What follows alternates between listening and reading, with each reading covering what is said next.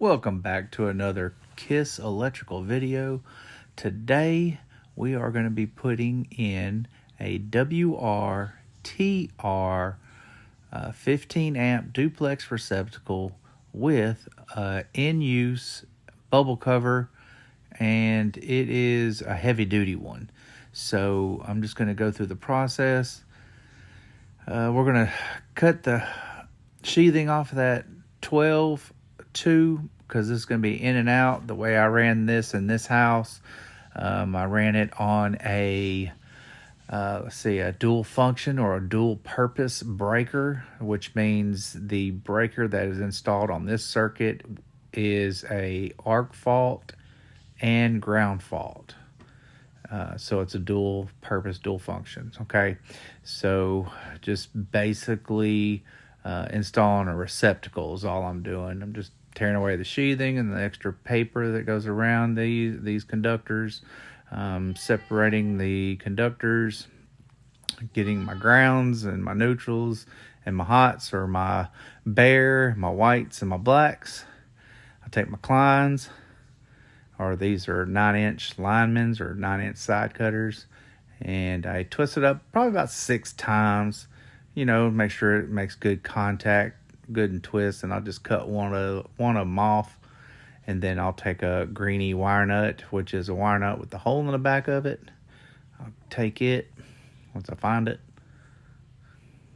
I know I place it there. So anyway, I find it, slide it on there, and it makes a good wire nut connection on the 2 conductors, and it leaves you like a little pigtail out. So, and then I'll shave off the rest. Make sure I keep out plenty of wire for, repairs or anything like that needs to be done. I've done this so many times as far as building receptacles in my 2 decades of experience and service to the electrical field. Believe it or not, I still enjoy doing electrical work. That's why I still do it. There's a lot of fields that I've done also, but I get a lot of satisfaction out of completing tasks and then being able to turn the breaker on or the switch on and everything work properly, and knowing that I've done the customer a good deed by installing it correctly and safely according to our electrical standards of workmanship and codes.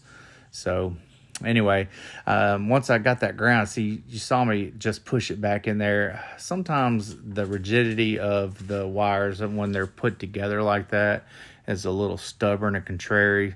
So I took my Kleins and kind of pushed it back in there a little bit to give myself a little wiggle room, so to speak. Make the hooks on there and be sure. I don't think I've ever done a video on how to install a receptacle, but the hooks should go around the screws in such a manner as if you are tightening the screw, it should be pulling from the long end of the wire. So I'll have to do a video on receptacle and heights and stuff like that, but that's why I'm not I should do one on it, and I probably will in the future. These WRTR receptacles come with black 632s to get it in the box and hold it securely.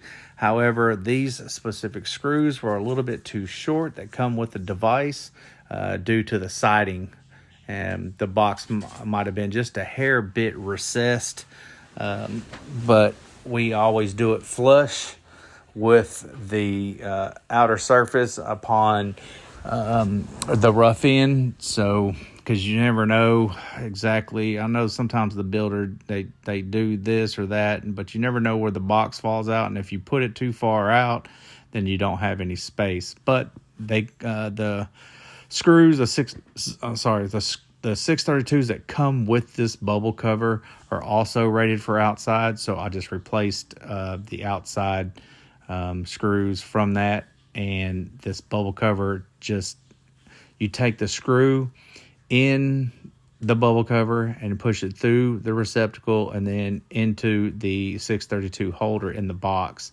and it'll clamp it all down together nice and neat. And that's what I'm doing here. And I'm using my old trusty impact that I've had for a long time, and it's still kicking. Gotta love that rigid stuff. But anyway, after we get it all installed and secure, according to our codes in our area, we have to put a little sticker in there saying that it is in fact GFI protected, and then the homeowner's key goes in there because it's still new construction. Thanks.